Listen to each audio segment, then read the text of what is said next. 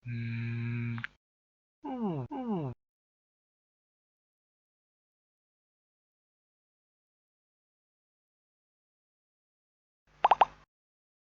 hmm, hmm. Bismillahirrahmanirrahim. Assalamualaikum warahmatullahi wabarakatuh.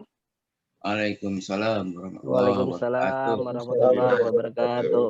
Wassalatu wassalamu ala asrofil anbiya wal mursalin wa ala alihi wa sahbihi ajma'in. Asyhadu an la ilaha illallah wa asyhadu anna Muhammadan abduhu wa rasuluh la nabiyya ba'da.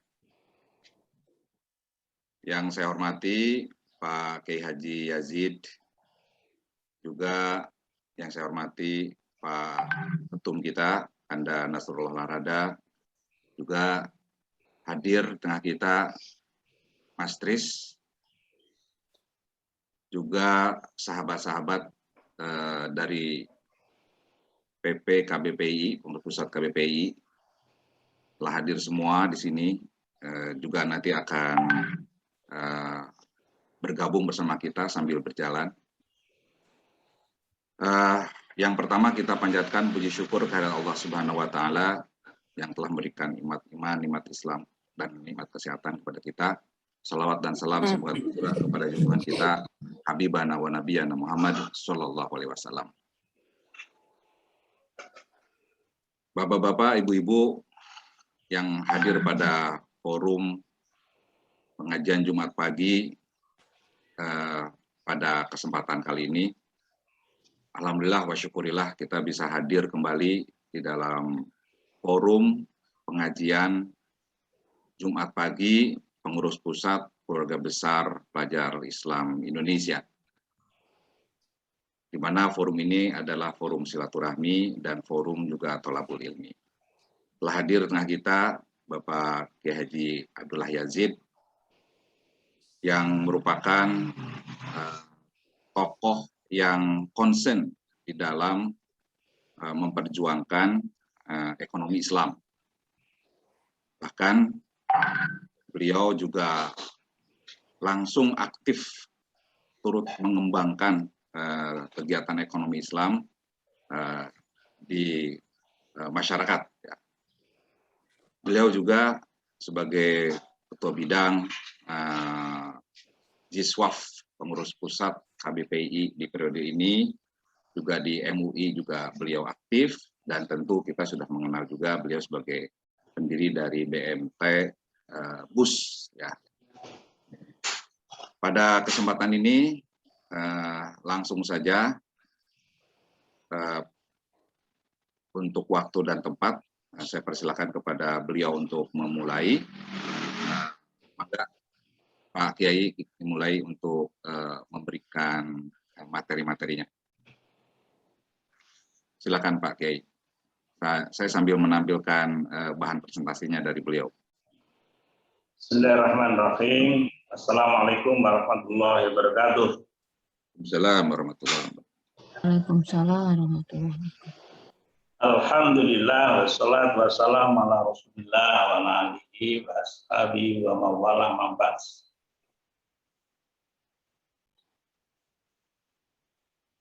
Anda Nasrullah, Ketua PKBPI, Mas Tris, ini Mas Asep ya, dan sahabat-sahabat satu-satu tentu, dan alhamdulillah saya bisa melaksanakan amanah dari Mas Asep untuk menyampaikan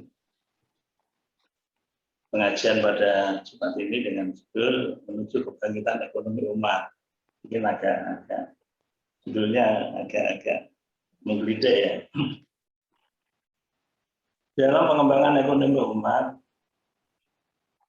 Allah telah menuntunkan dalam surat Al-Anfal ayat 28 disebutkan A'udzubillahi minasyaitonir rajim wa alamu annama awwalukum wa akhiratukum fitnatun wa annallaha indahu ajrun azim.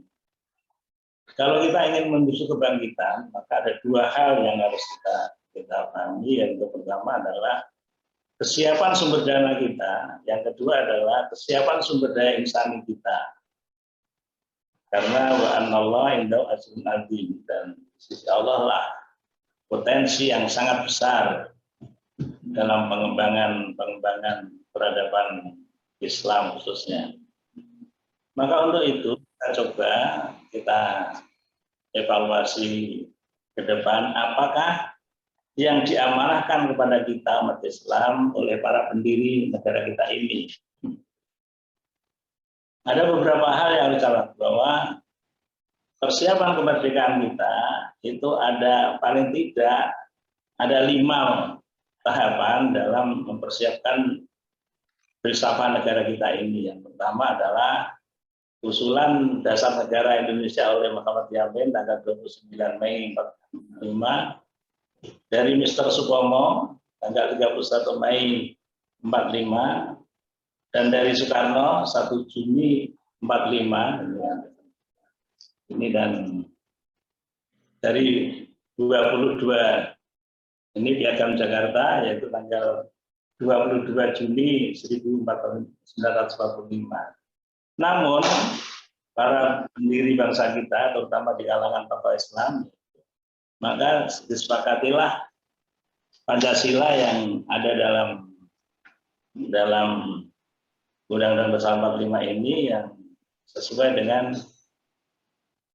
syariah Islam. Maka akan kita kaji tentang Pancasila itu menurut syariah Islam. Yang pertama, Ki Bagus Hatikusuma itu sudah menyatakan bahwa ketuhanan kita itu adalah tauhid. Maka kami berkata kita harus sadar bahwa Allahu Akbar, Allahu Samad, lam yalid wa lam yakul lahu kufuwan ahad. Jadi inputnya kita ini lewat tauhid itu akan kita lompati disampaikan bahwa maka output yang kita capai dalam ini adalah keadilan sosial bagi seluruh rakyat Indonesia.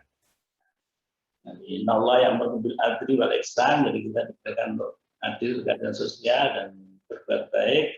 Maka sekarang akan kita analisis tentang apa keadilan sosial ini.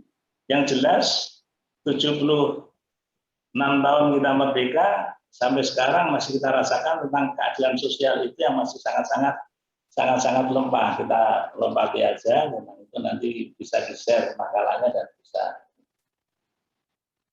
bisa dipahami semua.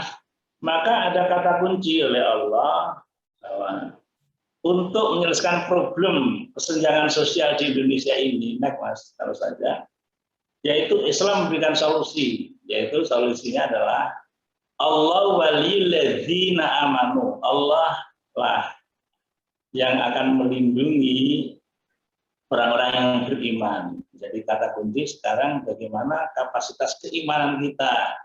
Umat Islam di Indonesia yang jumlahnya 230 juta ini, kira-kira berapa persen yang masuk kategori mukmin? Karena yang akan dikeluarkan problemnya adalah yang mukmin, yaitu yukhrijuhum minadz-dzulumati ilan nur. Dia akan dikeluarkan mereka alladzina amanu itu dari kegelapan ke cahaya. Maka sekarang yang harus kita pahami adalah kita harus mempersiapkan seorang mukmin yang betul-betul mukminul haqqo, yang betul-betul iman. Maka kita evaluasi diri kita masing-masing, termasuk saya, apakah kita ini sudah termasuk mukmin yang benar enggak? Karena di dalam mukmin itu Allah memberikan satu pertimbangan, dari pertimbangan dan malah perintah di sini bagaimana seorang mukmin itu bersikap. Nah ini. Zaman Rasulullah itu membuat satu pendidikan selama 13 tahun, kalau bisa kita analogkan itu di Mekah itu, yaitu 3 tahun itu tahasus ya, 4 tahun S1, maka S2-nya 2 tahun, maka S3-nya 3 tahun, maka itu 13 tahun. Nah ini, maka tidak ada negara maju itu tanpa perguruan tingginya itu maju. Nah ini, maka saya titip kita bagaimana untuk mempersiapkan sumber daya manusia yang berkualitas yang nanti akan dipanggil oleh Allah yang kualitasnya 1 lawan 20 ini, maka kita harus mempersiapkan perguruan tinggi yang cukup berkualitas gitu. Jadi di Indonesia kita harus mempersiapkan perguruan tinggi kita, apakah UII, apakah Unisula, apakah UMI, apakah Munhadun, apakah Unisba dan sebagainya. Bagaimana mereka bisa perguruan tinggi itu bisa sejajar dengan perguruan tinggi internasional itu loh. Karena ini yang dekat saja, Korea Selatan dan Cina itu, Singapura bisa maju karena itu gitu loh, karena itu. Yang kedua, tidak ada negara yang maju, bangsa yang maju tidak memiliki lembaga keuangan yang kuat. Jadi lihat saja Singapura aja. Maka bagaimana umat Islam di Indonesia yang dimotori KBBI memiliki lembaga keuangan yang kuat? Apakah Bank Muhammad akan dijadikan bank yang sebesar BCA? Gitu. Apakah BPRS-nya para teman-teman alumni HMI Fakultas Ekonomi UGM itu juga akan dimerger dari lembaga keuangan dan sebagainya. Maka itu jadi catatan karena nanti ke depannya adalah seperti yang disampaikan Allah kepada umat Islam saat itu dalam perang Badar, ya ayyuhan nabiyyu harridil mu'minina 'alal qitali. Hai orang-orang yang beriman tadi yang sebelumnya Pak ini. Cobalah dorong dengan semangat, dari kita harus berikan semangat semua keluarga besar PI ini untuk bisa berjuang. Gitu. Kita sekarang bukan berperang, karena berperang itu juga Ghusul Fikri dan Ghusul Askari, dan sekarang kita bicara masalah Ghusul Fikri aja. Sekarang terjadi perang dagang antara Cina dan Amerika, maka bisa enggak kita berani perang dagang dengan komunitas yang lain di Indonesia ini? Maka untuk kita bisa menang, iyyakum minkum isruna, kalau kamu orangnya 20, dan saya yakin KBBI lebih dari 20, sobiruna yang punya kualitas. Jadi sabar dalam Al-Quran itu adalah imtisal awamrillah wa tinabun nawahihi, yaitu dia melaksanakan semua perintah Allah dan meninggalkan larangannya, bukan sabar dalam bahasa Jawa yang terima yang pandum gitu. Yang libu mi'ata ini bisa mengalahkan 200 orang musuh. Maka sekarang kalau kita dulu waktu JPI kerap di training, sekarang bisa enggak kita mentraining diri kita masing-masing untuk bisa mengalahkan ini? Wa iyyakum minkum mi'atun yaglibuna alfan. Nah ini kalau kita bisa ini 100 bisa mengalahkan ini 10 kali lipat, itu 1000 minal ladzina kafaru, menghadapi orang-orang yang kafir, karena kaum layak kohun, karena orang kafir itu adalah kaum yang tidak paham. Dia pahamnya itu bagian hewan ekonomi aja, tapi tidak paham bagaimana membangun tatanan sosial yang benar. Gitu. Maka untuk itu Allah telah memberikan informasi dalam surat Shaf itu ayat 10, 12, 13 ini ya, itu ya ayyuhalladzina amanu hal adullukum ala tijaratin tunjikum min adzabin alim. Hai orang-orang yang beriman, maulah kamu tunjukkan satu perdagangan yang bisa menyelamatkan kamu dari siksa yang sangat pedih.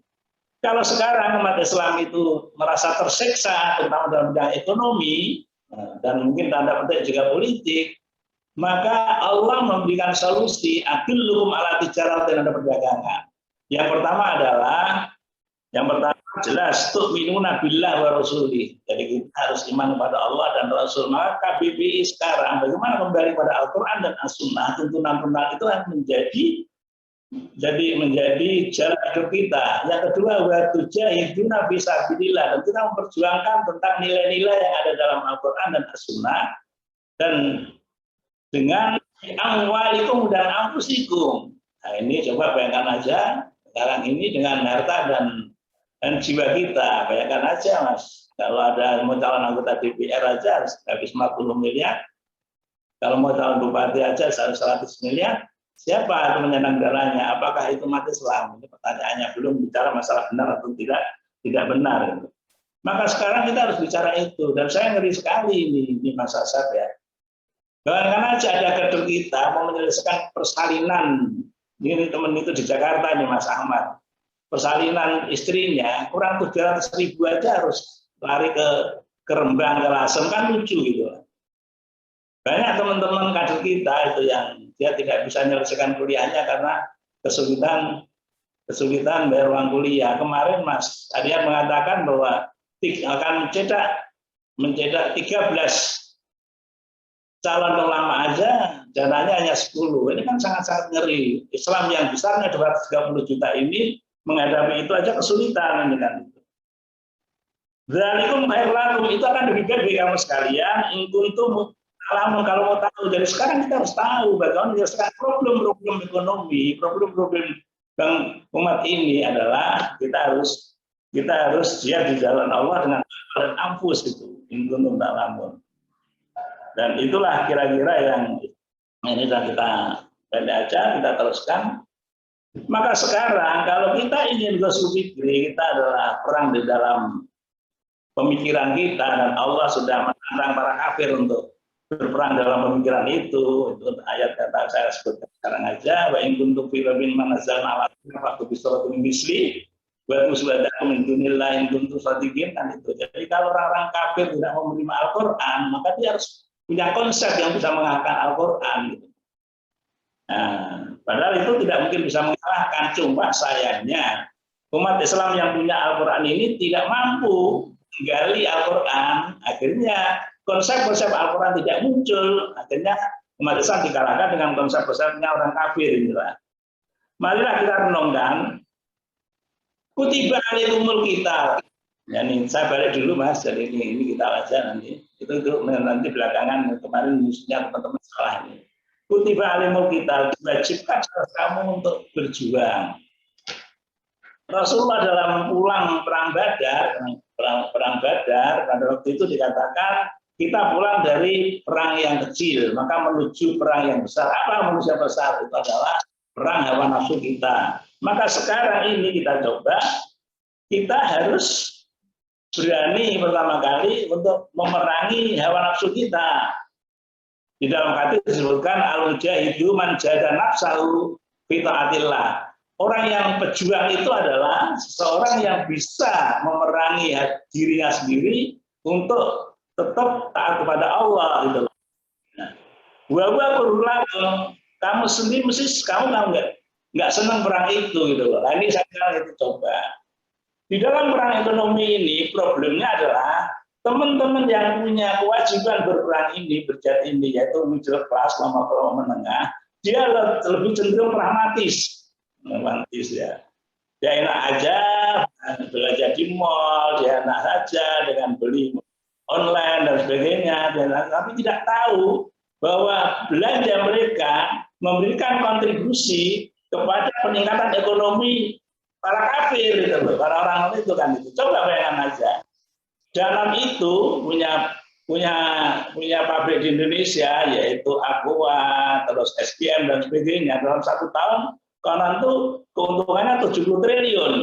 Bayangkan aja kalau itu padahal konsumennya sebagian besar umat Islam. Kalau itu dimiliki oleh perusahaan Muslim, mengapa tidak? Maka kita harus merenungkan dan sebagainya. Bayangkan aja Mas, BCA itu asetnya 2/3 dari aset BRI. Keuntungannya 2 kali BRI, yaitu tahun 2025 keuntungannya 25 triliun, sementara BRI hanya separuhnya, sekitar 13 triliun. Ini satu hal yang mengapa kita tidak bisa mengabaikan ilmu al-malah, mengapa kita tidak yang lain dan sebagainya. Nah ini yang perlu kita sampaikan terusnya.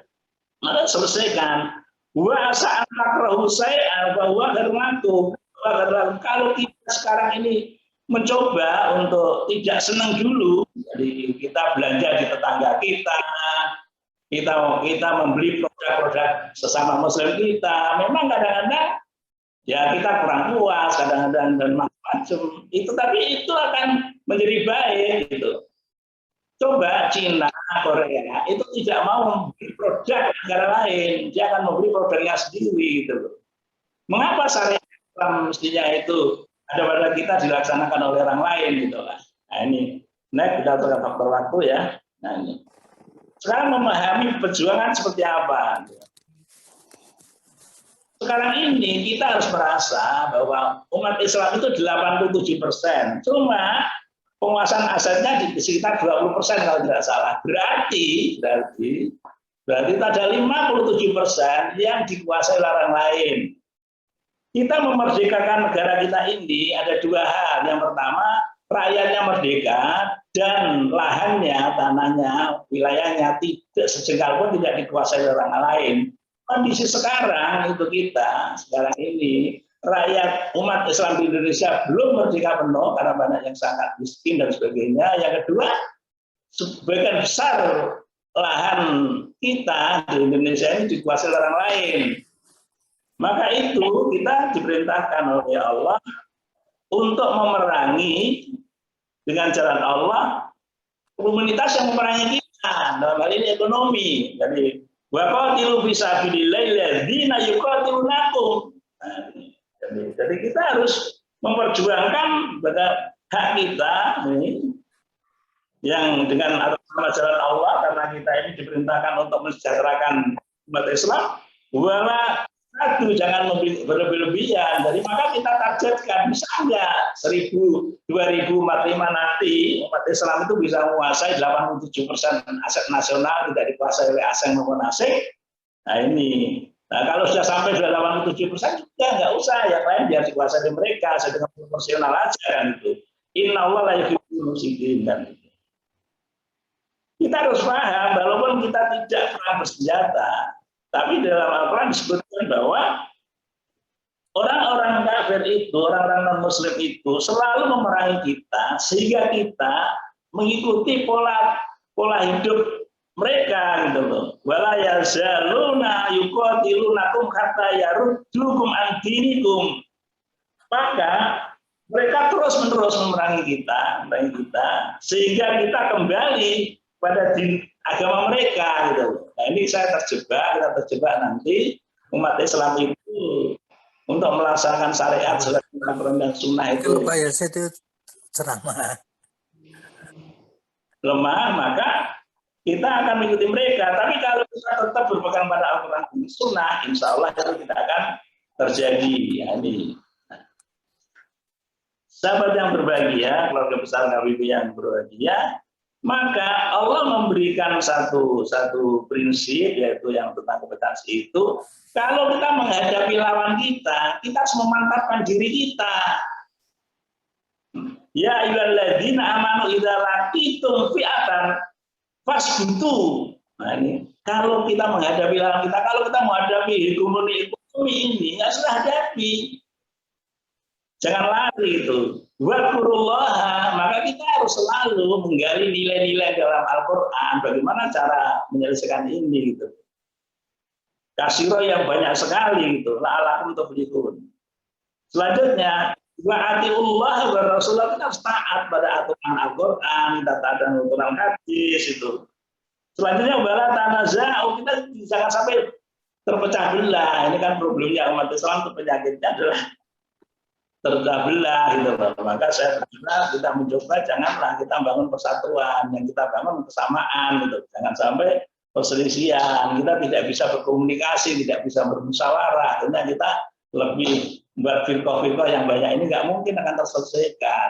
Dalam tafsirnya dari tafsir Jawahir, Syekh Tantowi Jawahir mengatakan kalau umat Islam itu tidak bisa bersatu karena kapasitas keilmuannya perlu ditingkatkan. Jadi kita sekarang kalau nggak bersatu itu dianggap bahwa ilmu kita masih lemah gitu loh. Karena kalau kita tidak bersatu, fataf salu, maka kita itu kan akan jadi gentar menghadapi. Jadi kita menghadapi ekonomi kita nggak bisa apa-apa, masih terjebak. Konon maaf aja dengan 9 naga kita malah nggak berani apa-apa kan itu. Batadhabur itu, maka aura kamu hilang. Walaupun kita 87%, aura kita hilang kalau kita tidak taat pada Allah dan Rasulnya kan itu.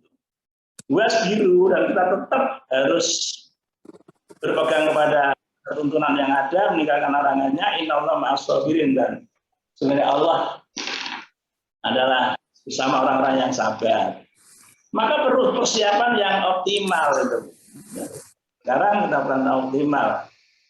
Allah mengatakan dalam surat Al-Anfal 60 disebutkan wa'iddu lahu mastata'tum min quwwatin. Maka sekarang ini kita harus siapkan menghadapi mereka sesuai dengan kapasitas yang kita miliki maksimal. Saya insya Allah bisa.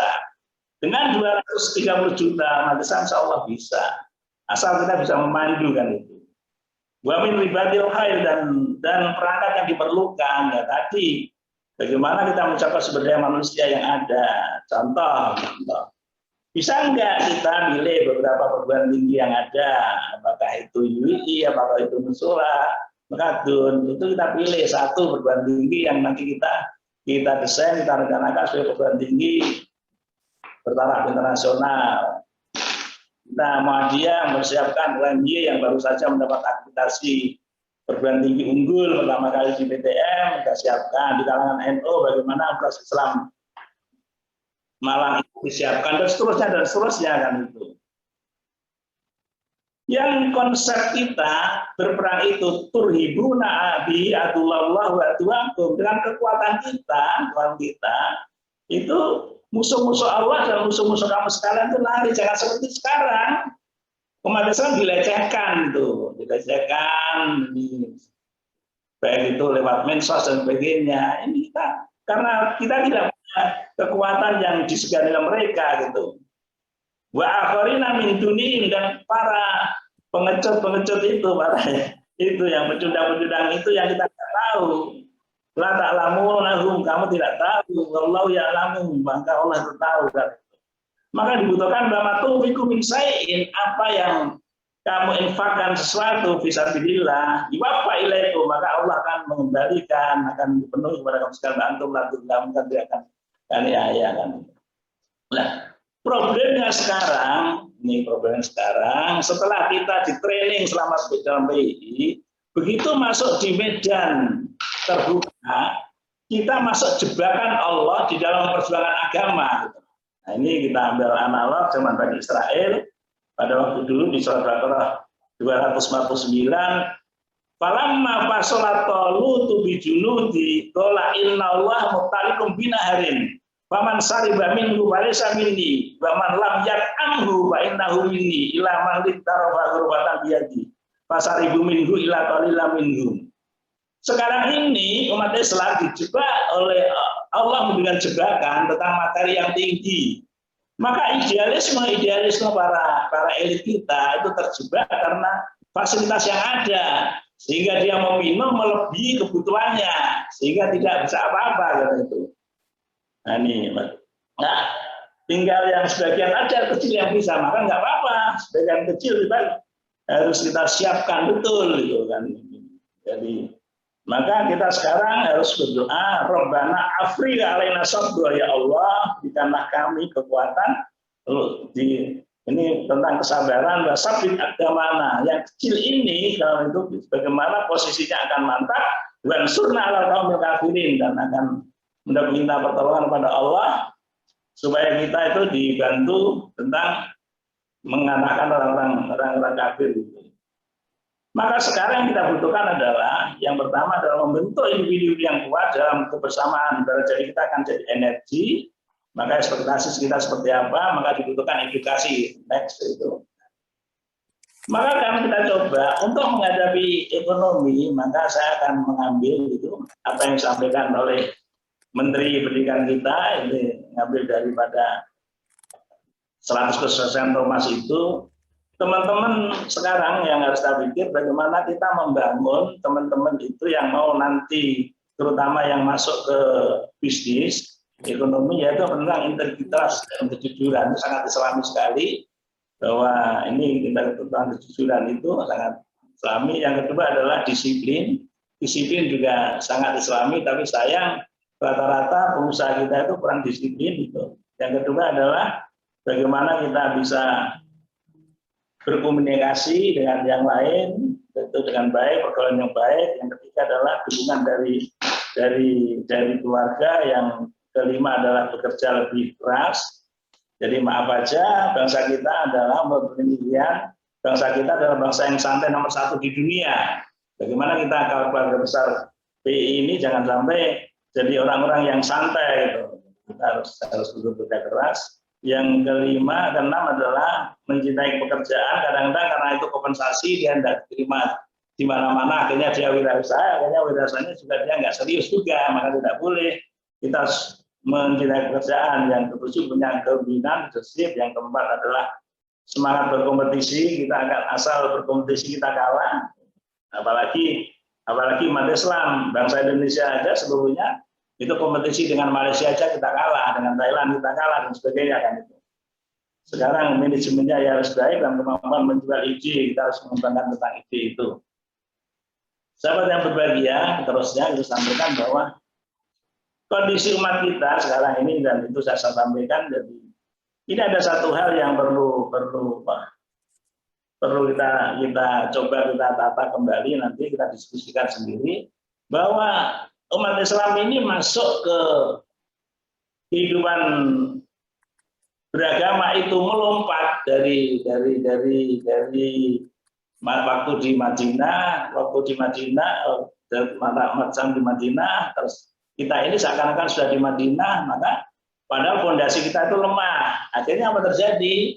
Kita itu senangannya itu melaksanakan ibadah-ibadah yang punya poin yang tinggi, sementara semangat juang kita itu rendah, maka jangan sampai itu terjadi. Maka kalau kita langsung berhadapan dengan ekonomi yang sudah sangat-sangat mapan itu tidak mungkin.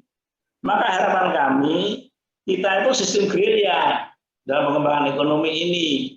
Jadi seperti yang terjadi pada tahun 45. Sekarang ini Indonesia punya desa 74.958 desa. Maka itu yang harus kita selesaikan. Maka yang pertama adalah yang sebagian besar penduduk desa itu adalah umat Islam, kita gerakkan mereka itu penduduk itu. Yang kedua, jelas di pedesaan adalah basicnya agraris. Maka kita kembangkan bagaimana ekonomi agraria ini. Bayangkan aja Mas, produksi padi di Thailand, di India, di Vietnam itu hanya Rp5.000, di Indonesia Rp8.000. Bisa enggak para intelektual di bidang pertanian ini bisa memberikan panduan untuk menyelesaikan itu? Jadi kita kembangkan tentang produk-produknya Muslim di daerah mencoba itu, dan terus masuk nih, dan ini diakomodasi dengan jejaring, bangun jejaring sama umat Islam.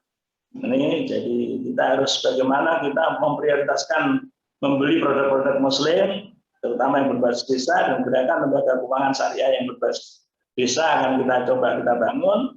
Dukungan kebijakan pemerintah dan penguatan kader penggerak dan masjid sebagai pusat kegiatan. Insya Allah nanti akan kita diskusikan sendiri tentang fungsi masjid yang sekarang hanya sekedar untuk tempat beribadah saja. Konsekuensi yang harus kita pahami sekarang adalah Allah telah menentukan diri kita, umat manusia itu sebagai khalifah. Jadi ini disampaikan dalam surat Al-Baqarah dalam 30. Yang kedua adalah bahwa manusia diciptakan itu dalam rangka ibadah kepada Allah. Wa ma khalaqtul jinna wal insa illa liya'budun. Untuk menjadi khalifah ada dua hal yang harus kita siapkan. Allah telah memberikan peluang kepada manusia untuk menuntut ilmu sebanyak mungkin, unlimited. Jadi maka kelemahan bangsa kita tentang penguasaan ilmu, sains dan teknologi sangat-sangat lemah. Maka itu tidak akan terjadi kalau perguruan tinggi kita tidak maju. Karena tugas kita adalah bagaimana kita bisa mengelola semua sumber daya alam yang ada di langit dan di bumi ini. Ini untuk kemaslahatan umat. Wasallallahu ma fis samawati ma fil ardi jami'a minhu. Inna fi dzalika laayatin liqaumin yatafakkarun. Maka kita orang yang berpikir, yang cerdas, yang bisa menangkap ini kan itu. Padahal setiap manusia oleh Allah dirangsang untuk senang tentang perempuan, anak itu, dan harta benda itu, penabur benda dahabi, novidoti, dan kita senang kendaraan yang baik. Dan maka kita butuh bagaimana kebutuhan ini kita manage supaya kita benar dalam mencarinya gitu loh. Ini tadi saya sampaikan tentang ini, terus akhirnya maka yang dibutuhkan sekarang adalah untuk supaya ekonomi bangkit adalah sumber daya manusia yang ulul albab, yaitu orang yang mampu bisa mengelola sumber daya alam ini secara optimal. Dan Rabbana ma khalaqta hadza batila. Jangan seperti kita punya nikel nggak mampu mengelola, kita punya mineral kita nggak mampu mengelola, kita punya itu nggak mampu, maka kita harus mampu gitu kan. Dari sana dilihat dalam surat Ali Imran 190 dan 191. Selanjutnya kita harus memproduk ulama-ulama itu. Nah, ulama di sini saya berpegang pada ulama yang ada dalam surat Fatir ayat 27-28 gitu, yaitu orang yang punya kapasitas keilmuan dalam bidang ilmu alam dan kehidupan manusia dan makhluk yang lain gitulah. Itu bisa dibaca dalam surat Fatir ayat 27-28 itu.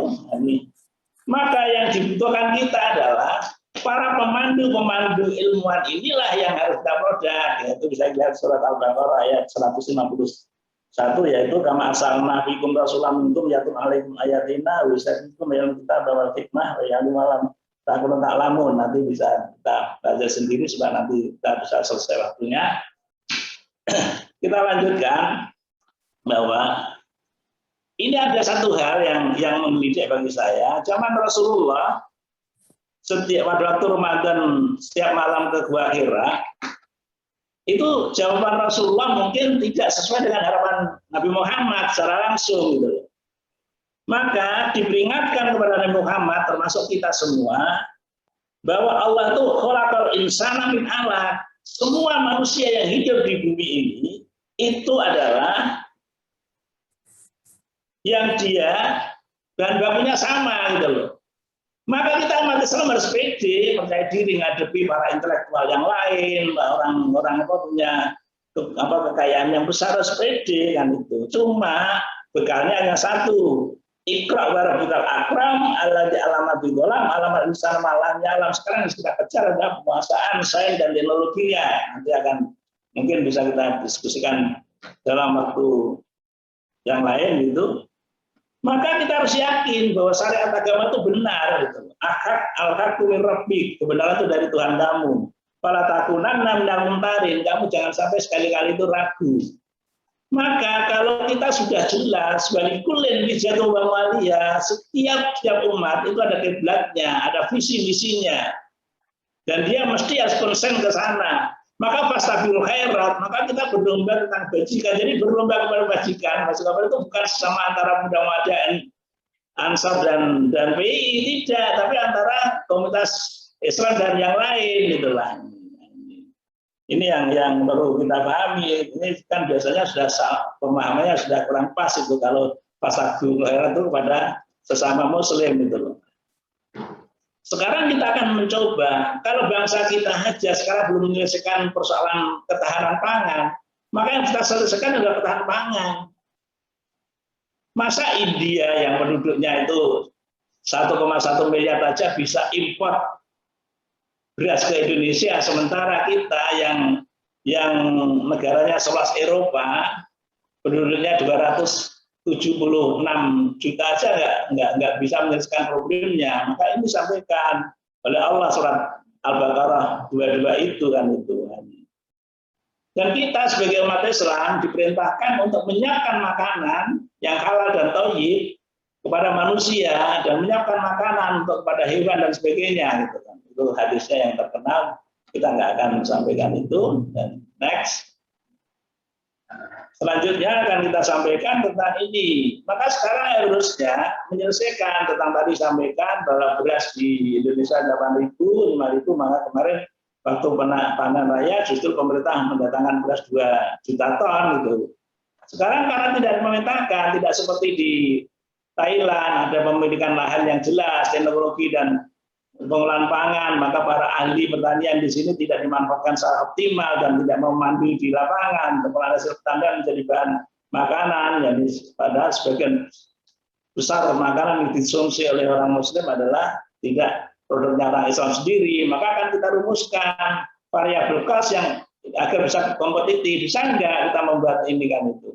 Selanjutnya tersediaan pupuk yang tepat guna dan penguatan teknologi panen, itu akan kita coba menginisiasi punya halal dan sebagainya. Dan ini perlu jadi catatan, nanti akan diskusikan lebih lanjut. Seorang muslim itu harusnya mengkonsumsi makanan yang diproduk oleh muslim ini sendiri. Ini hadis Bukhari Muslim dan sangat sahih, ma'akal ahadun ma'aman qattu khairan min amali yadi. Ini al-hadis itu. Maka sekarang yang harus kita selesaikan adalah bagaimana kerjasama antara muslim, ta'awanu al-birri wa taqwa. Kita harus saling tolong-menolong antara kebajikan, ketakwaan, wa ta'awun al-ismil udwan. Kalau kita itu memberikan kontribusi orang-orang di luar Islam jadi orang kaya, maka itu akan membangun ismuan wal udwan itu. Ini kan ini. Kalau itu kita lakukan, battaqullah innallaha syadidul iqab. Nah ini, maka sekarang harus kita coba bagaimana kita membangun bareng-bareng sesama muslim untuk supaya terselesaikan problem ini. Jangan sampai seperti sekarang ini kita tersiksa, kita harus makan dari konsumsi orang lain, kita tidak jelas apakah itu thayyib atau tidak, walaupun mendapatkan label halal dari majelis ulama. Sekarang persoalannya adalah, marilah kita gugah potensi kita ini lewat apa yang disampaikan dalam surat Al-Balad ini. Alam yarau akad, ini alam naj'allahu ainaini, kita harus diingatkan oleh Allah bahwa Allah telah menjadikan kita dua mata, dua lisan wa syafatain, kita diberi lisan dan dua bibir, dua hadainahu nasdain. Maka kita harus bisa memahami kondisi objektif yang ada, kita rumuskan akan jadi narasi itu, dan kita sampaikan, kita pilih petunjuk Allah yang benar, dan walaupun jalan itu terjal, falakta kamal aqobah, lama atur kamal aqobah, kita harus terjal, yaitu fakku rokobatin. 230 juta umat Islam yang separuhnya itu miskin, maka kita selesaikan, jangan sampai dia jadi budak. Maka amun fi yaumin dimaslubatin, kita memberikan kontribusi makanan, walaupun itu tidak langsung, kita berikan pekerjaan mereka supaya dia bisa terselesaikan. Yatiman damat makroba, dan kita yatim kita selesaikan. Miskinan damat roba, ini miskin harus kita selesaikan juga.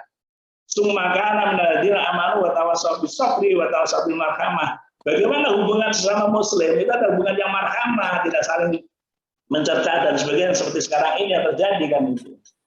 Maka yang dibutuhkan adalah, biasanya saya lihat di Indonesia ini sesama muslim itu kalau bekerja sebagian besar malah saling menipu. Maka kita perintahkan oleh Rasulullah, diberikan informasi at-tajirul aminu as-saduq al-muslimu ma'aswada'i fil riwayah ma'an nabiyina wa siddiqina wa suhada. Jadi kalau ada pedagang yang amanah dan pedagang yang jujur, maka dia akan sejajar dengan nabi, sejajar dengan para syuhada.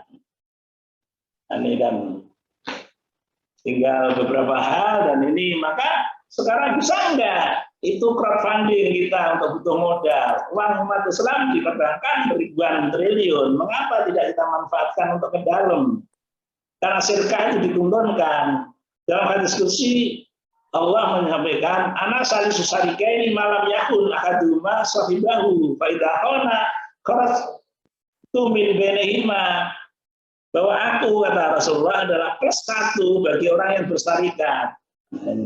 Selama bersarikat itu tidak saling berkhianat. Kalau berkhianat, maka aku akan keluar dari persyarikatan itu, yang sekarang harus kita evaluasi diri kita untuk membuat berbanding, saling mendukung, dan akhirnya nanti akan bisa berkembang.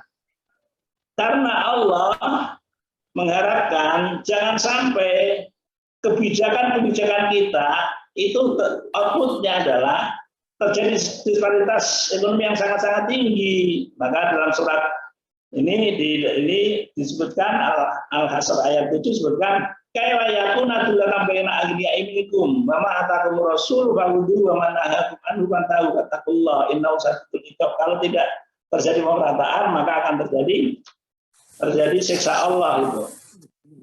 Maka insya Allah kalau kita lakukan, maka negara kita akan menjadi negara berkah itu. Lau anakum qur'aman wa taqal kata masyarakat sama iwal ad walakin kadzabu faqad menggunakan yaksibun. Sahabat yang berbahagia, terakhir penutup jadi istilahnya bahwa Allah telah menentukan bahwa Allah akan memberikan mewariskan bumi ini kepada umat Islam selama umat Islam itu menguasai ilmu pengetahuan atas dasar iman kepada Allah. Yaitu di sana disebutkan wa'adallahi amanu minkum walatina ilma darajah. Yang kedua, semoga wa'adallahi amanu wa amsalikat la yastakhiluna fil ardi kama stakhlafa alladziina min qablihim. Namun ada satu masalah, kalau amal soleh kita kalah dengan amal-amal orang di luar Islam, maka pewarisan dunia ini akan dikuasai orang lain. Contoh, Amerika itu populasi penduduknya hanya 5%, tapi dia menguasai 56% aset global ini. Orang di luar Islam di Indonesia itu hanya 13%, tapi menguasai 80% aset dunia ini. Maka syariat dalam Al-Quran itu sangat-sangat penting. Inna fiha adalah balaghun min qaumin abidin, ini umat ya, bahwa ini harus kita perhatikan betul. Karena apa? Kalau kita bisa mewarisi dunia ini, kita akan bisa menjadi mengimplementasi syariat sehingga kita akan bisa merahmati alam ini. Bama arsalnaka ila rahmatan lil alamin. Saya kira itu karena faktor waktu yang saya ngejar supaya dan semoga ini jadi pemahaman kita yang nanti akan kita diskusikan lebih lanjut tentang kira-kira solusi apa yang akan kita lakukan untuk menghadapi problem-problem umat ini terutama dalam bidang ekonomi. Saya kira itu, terima kasih. Hadanallah wa iyyakum ila siratal mustaqim wa amunikum. Assalamualaikum warahmatullahi wabarakatuh.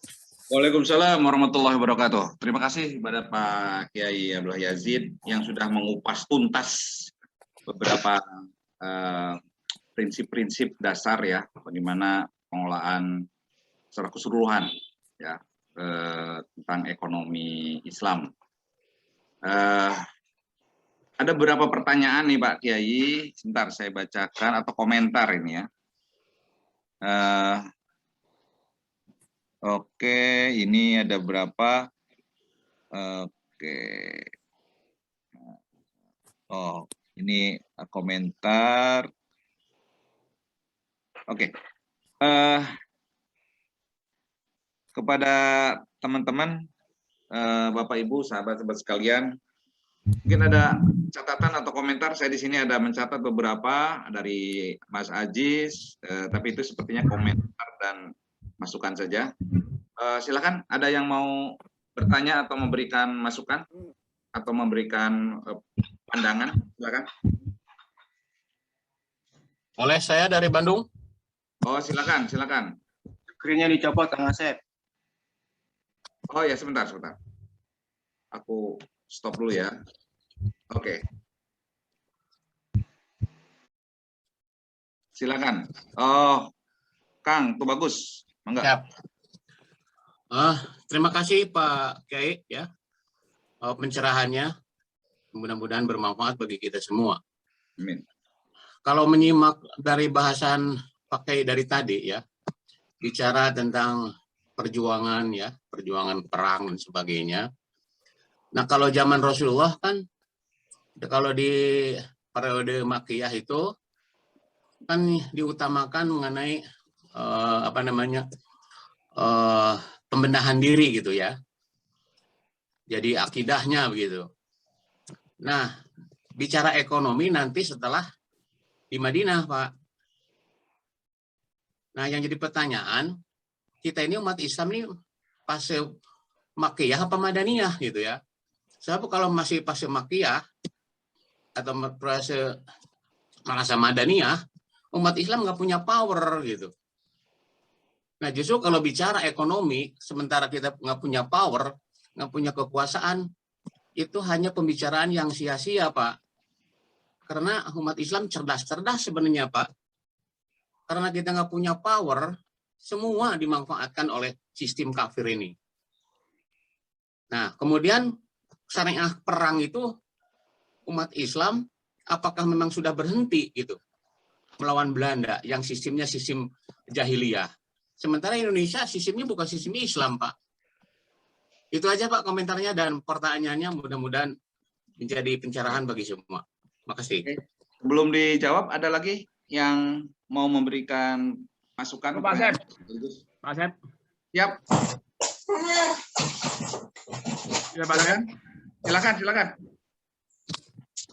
Baik. Assalamualaikum warahmatullahi wabarakatuh. Salam. Kalau tadi dijelaskan sama Pak Kiai, itu sebenarnya benar semua kutipan-kutipan ayat Quran tadi itu. Jadi itu yang kemudian harusnya menjadi panduan kita sekarang ini dalam bagaimana kita mengelola ekonomi umat. Jadi problemnya sekarang adalah bagaimana menurunkan teks suci tadi itu untuk dikontekstualisasikan dalam situasi sekarang ini. Jadi itu benar semua ayat tadi itu. Nah, problemnya bagaimana kita menurunkan ayat tadi itu menjadi semacam guidance, panduan hidup seorang muslim. Bagaimana membangun sistem ekonomi, bagaimana membangun sistem sosial. Beberapa dalam kitab suci itu sudah diterapkan oleh negara, misalnya dengan membangun sistem jaminan sosial nasional, itu kan salah satunya bagian dari interpretasi Al-Quran. Ya, oke. Ya. Itu poinnya ya, sudah dapat ya. Oke, bagaimana menurunkan dalam bentuk operasional.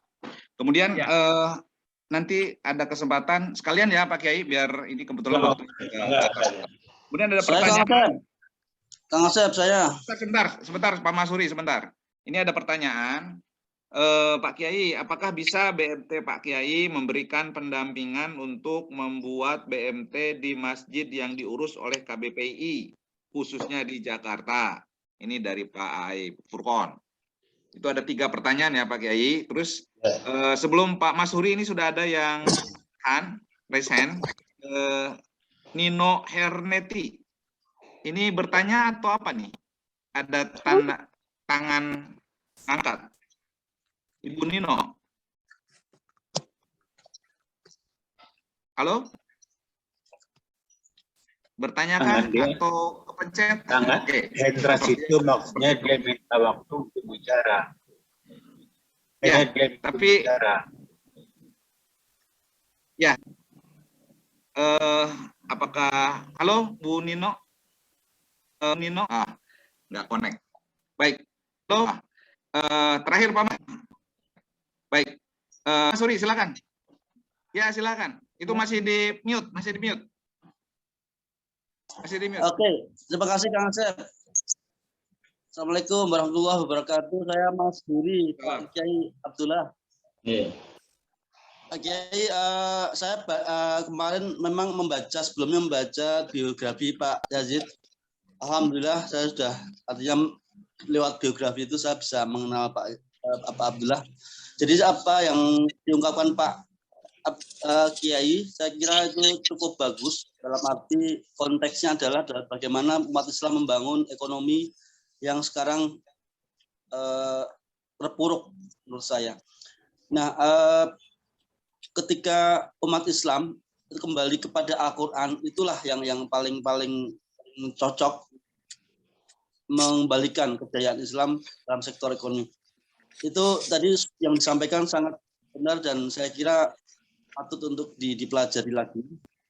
Yang saya tanyakan adalah saya pengen trik khusus dari Pak Kiai selama ini membangun ekonomi khususnya dari nol, yang itu cukup orang yang membangun ekonomi dari nol itu dengan keberhasilan saya kira luar biasa Pak Yazid. Jadi saya pengen trik dari Pak Kiai selama ini membangun bisnis dari nol dan bagaimana untuk konsisten, karena saya lihat Pak Kiai memang sejak awal fokus gitu membangun itu seperti apa ya, dari sisi pemikiran mental dan implementasinya di lapangan. Saya kira perlu dicontoh oleh teman-teman kalian yang ada di sini. Berjalan Pak Kiai dalam mengelola apa yang sudah di. Terima kasih Pak Kiai. Assalamualaikum warahmatullahi wabarakatuh. Terima kasih Pak. Terakhir Pak Ferry. Silakan Pak Ferry. Assalamualaikum. Pak Ferry. Salam. Ya Yazid, tadi disampaikan ketika mengutip surat Al-Hasr ayat 7 yang kurang lebih intinya adalah jangan supaya harta itu jangan beredar di kalangan orang-orang kaya saja gitu Pak Yazid. Pak, mohon pendapat dari Pak Yazid atau tanggapan, apakah dengan kebijakan, misalnya seperti redistribusi aset itu bisa dilakukan Pak Yazid mengenai hal itu. Kita pernah ingat dulu senior kita, Mas Adi Sasono, pernah menggulirkan isu tentang redistribusi aset. Apakah ini dapat diartikan sebagai upaya juga untuk tidak membuat harta itu beredar hanya di kalangan orang kaya saja? Nah, dengan kebijakan yang sekarang ini oleh pemerintah sekarang, apakah reformasi agraria yang dilakukan oleh pemerintah termasuk oleh senior, keluarga besar kita yang ada di sana, Pak Sofyan Jalil, apakah juga merupakan bagian dari menghindarkan agar harta tidak hanya beredar di kalangan orang kaya saja dengan redistribusi agraria? Mohon tanggapannya Pak Yazid. Assalamualaikum warahmatullahi wabarakatuh. Ya, Assalamualaikum warahmatullahi wabarakatuh. Silakan, sudah ada 5 pertanyaan ya. Monggo Pak Kiai menyampaikan jawaban atau pandangannya. Terima kasih. Yang pertama Pak Tubagus ya. Ini kondisi Pak, setelah Rasulullah meninggal, kondisinya kita macam ini, kita keras antara Madinah dan Makkah, maka kita bersama.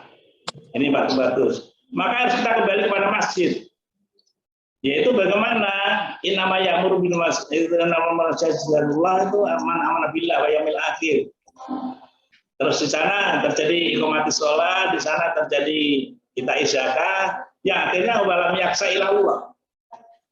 Saya punya tulisan ini Pak. Jadi yang kita sekarang kita rujukan aja ke masjid itu. Jadi kita memprodak nadir, takmir dan jamaah masjid itu harus iman pada Allah. Dia punya visi ke akhirat, dia punya etos kerja, akhirnya dia punya kekuatan akidah dengan menegakkan sholat, dan kita punya etos kerja untuk bisa membayar zakat, dan akhirnya dia hanya takut pada Allah, tidak pada yang lain. Ini yang pertama. Yang kedua, Allah memerintahkan perang Badar itu tidak ada kesiapan bagi sahabat Nabi. Tapi Nabi sampai minta pada Allah, ini gimana umat saya? Maka Allah mengatakan tidak diwajibkan perang Badar kecuali engkau. Maka wakaril mukminin tadi yang saya sampaikan itu. Akhirnya Rasulullah mengatakan kalau pasukan Badar ini hancur, jangan harap ya Allah nanti ada manusia yang menyembah engkau. Bayangkan aja. Jadi kita harus berani mengatakan itu dalam kondisi sekarang ini. Walaupun kita kelompok kecil, kamin fiatin qalilatin ghalabat fiatan katsirah biidznillah. Jadi ini yang harus dipahami. Jadi jangan sampai kita tidak punya power. Kita punya power. Kita punya Al-Quran, kita punya hadis, dan kita punya Allah yang akan menolong. Ini tansurullah yang suruh membaca agamakum. Kita menolong agama Allah. Ini yang kita pahami. Saya kira itu kan itu. Yang kedua, Mas, jadi partai politik itu harus memperebut kekuasaan dengan damai. Partai politik harus didukung ekonomi, karena partai politik tidak didukung ekonomi, maka dia tidak bisa memperjuangkan kekuasaan dengan damai. Dia terjebak seperti yang ada sekarang. Maka kita siapkan, kita punya kekuatan ekonomi yang nanti kita bisa partai politik yang bisa memperjuangkan perebutan kekuasaan di Indonesia ini. Nah, itu sah-sah saja dengan secara konstitusi, jadi kita nggak masalah gitu. Yang selanjutnya, dan ini Mas Asyid ya sudah mengatakan dengan apresiasi menurunkan formula. Sudah sekarang kita ada tim kecil FGD dan tim kecil untuk membuat formula-formula itu, dan insya Allah kami siap untuk anggota FGD itu. Gampang sekali kan? Nanti dirujuk di beberapa buku-buku tafsir yang nanti akan ke sana. Terus selanjutnya, untuk terus bisa mendampingi itu sangat-sangat gampang. Tapi yang penting komitmen, karena membangun lembaga keuangan itu resikonya nomor 2 setelah penerbangan. Jadi tidak sederhana, maka awal dulu itu banyak sekali, sekarang seleksi alamnya habis, maka tidak sederhana itu. Maka kalau saya setuju, itu nanti kita kolaborasi aja. Tidak harus berdiri sendiri kan itu, karena di sana dibutuhkan SOP yang ketat. Tadi ini saya jawab sekaligus sampai sampaikan Pak Masuli itu. Jadi kita sebenarnya nanti ini terus kompetensi SDM yang memadai, modal yang cukup, pengawasan yang ketat, dan itu akan terjadi trust itulah. Nah, itu kan itu ya. Itu Mas, itu kan ini, jadi ini yang perlu saya sampaikan. Ini Pak Masyuri sudah saja tadi ya, jadi itu trust yang penting. Jadi tadi kita bangun aja standar.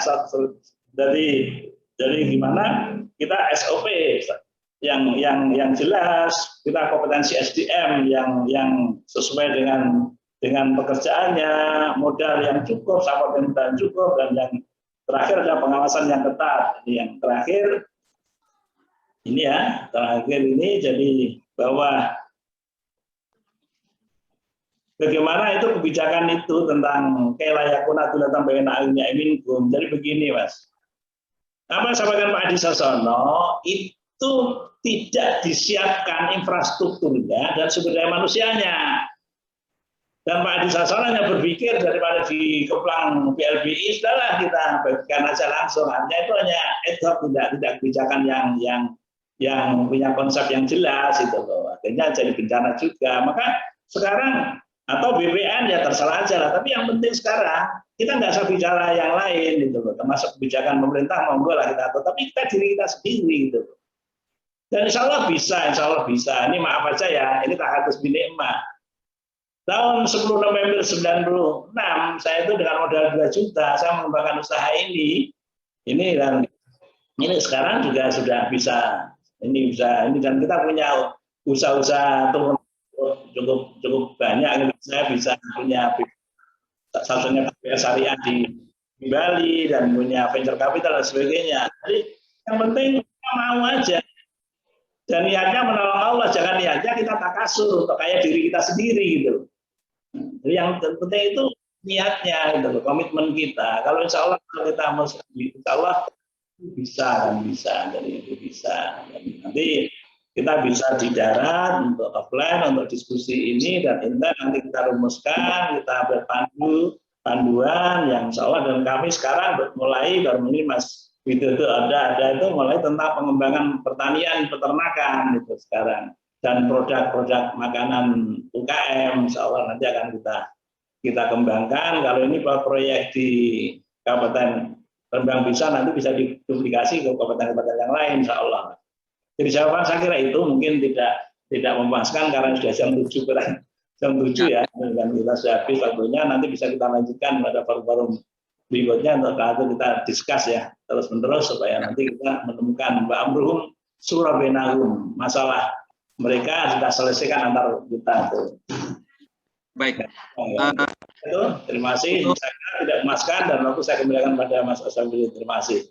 Ya, sebelum kita menutup pengajian ini, saya mengundang Mas Aris. Di sini ada Mas Aris Mufti, terutama tadi tentang angle pengembangan ekonomi umat dari desa. Mungkin Pak Aris bisa menyampaikan beberapa poin tambahan. Pak Aris Mufti, apakah masih standby? Sebenarnya saya mau menyimak, tapi nggak apa-apa lah, nambahin sedikit. Boleh, aja. kasih. Ya, jadi yang dikatakan oleh Pak Kiai ini guru saya. Yap. Itu melalui desa itu yang paling pas ya, karena banyak ayat Quran dan hadis yang ke arahnya ke sana. Cuman kita kadang-kadang salah gitu. Kalau dari desa mengepung kota itu adalah mau cetung gitu. Jadi begitu lari ke desa orang bilang nih komunis gitu. Padahal saya mau kasih boleh di browsing lah itu tentang Tan Sri Sanusi Juned ya, Menteri Desa atau Luar Bandar di Malaysia, orang Aceh yang pernah menjadi Wakil Perdana Menteri. Itu pada saat pembacaan honoris causa dokternya di UIA tahun 2018 menyatakan bahwa Pak Chung Hee ya dari Korea itu bisa mengubah dalam waktu 8 tahun yang tadinya negara nomor 5 termiskin di dunia atau nomor 2 waktu lagi merdeka, jauh di bawah Indonesia, karena mengikuti jejak Nabi Muhammad SAW pada saat hijrah dari Mekah ke Madinah, ya, membangun remote area Madinah dengan 5 pilarnya, Imaratul Masjid, dan juga Uhuwah Islamiyah Ansar Muhajirin, lalu Piagam Madinah dan Perjanjian Hudaybiyah, lalu Baitul Mal, dan terakhir mendirikan pasar suk itu diikuti strateginya, dibuat SOP-nya, maka dalam waktu 8 tahun Korea Selatan desa-desa miskinnya hilang menjadi desa industri yang melahirkan Korea saat ini. Nah, itu diakui oleh PBB tahun 2015 dan dijadikan contoh untuk SDGs. Ya, itu jadi yang namanya teorinya dibilang sudah dijalankan oleh Korea dengan mengikuti jejak Nabi Muhammad SAW. Jadi itu udah jelas lah, udah ada buktinya. Lalu yang kedua, saya ingin menjelaskan yang Pak Adi Sasono itu sebetulnya dia sudah menyiapkan, bahkan sudah dibuat kebijakannya oleh Pak B.J. Habibie, karena saya waktu itu terlibat. Kalau nggak lengser ya Pak Habibie, maka hampir 80 triliun yang berupa tanah pertanian atau perkebunan yang dimiliki oleh para konglomerat di BPPN itu diberikan kepada PNM untuk dibagikan sebagai resource aset produktif dalam bentuk seperti reksadana atau RDPT kepada pengusaha-pengusaha muslim mikro. Jadi dibagikan melalui BMT, BTM, sayang keburu lengser, jadi nggak terjadi. Jadi redistribusi aset produktif yang dijalankan oleh Pak Adi Sasono dan B.J. Habibie itulah yang diikuti dari programnya New Economy Policy-nya Malaysia ya, karena mereka pakai undang-undang. Jadi yang dibilang oleh Pak Kiai tadi sangat betul ya, harusnya dari pemerintah ada kebijakan, tapi karena pemerintah dianggap misalnya ada kebijakan tapi tidak implementasi, ya ikuti aja model Nabi Muhammad SAW yang direplikasi oleh Korea dari bawah ke atas ya. Yang dikenal kalau di sana adalah gerakan desa madani atau gerakan desa baru. Saya kira itu saja tambahannya ya. Dan mohon maaf, sekarang ini ada 2 gerakan ya, yang dari desa, satu yang berbau sosialis ya, Mas Budi Sujatmiko, dan yang kedua yang memang berbau dibantu oleh gereja-gereja melalui ya teman saya juga ya, Mas Bambang Ismawan ya, melalui Trubus ya, swadaya. Nah, yang Muslim belum ada ya. Nah, inilah perlunya Pak Kiai mungkin membuat gerakan-gerakan seperti itu tadi. Itu saja barangkali tambahannya. Terima kasih. Assalamualaikum warahmatullahi wabarakatuh. Pak Aris sudah memberikan pandangan dan penguatan. Baik, Bapak Ibu yang saya hormati, karena berkaitan dengan waktu, saya kira mungkin pengajian Jumat pagi kali ini kita akhiri. Sekali lagi saya ucapkan terima kasih pada Pak Kiai Abdullah Yazid yang sudah luar biasa memberikan motivasi dan praktek kerja. Ya, jadi teman-teman yang kita sudah tahu semua ingin memperkuat bagaimana praktek kegiatan ekonomi di masing-masing ataupun nanti di struktur KBPI, tentu kita akan terus mengaplikasikan. Kita punya Lazisku, kita menginisiasi koperasi syariah, ekonomi umat.